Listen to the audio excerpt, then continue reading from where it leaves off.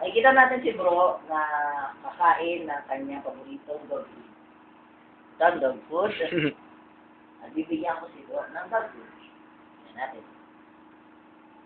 Sarap na sarap si bro. Kung gusto niya ang dog food. Natin.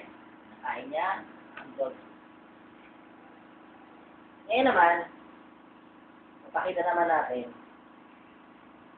kung kakainin ba niya ang dog food pag pinagbabawalan siya ng kanyang ano. So, kita mo ito, di ba? Huwag mong kainin. Huwag mong kainin. Bakit ayaw nakita nito?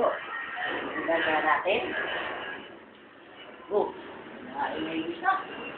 Kung hindi niya kinain, yung pinagbabawal na pagkain. Pinumpang prutan. Palitan. Okay bro ah. Ayaw mo ba yun eh? Oh. Good dog. Galing mo bro. Halika bro. Ito. Halin mo. Good. Okay.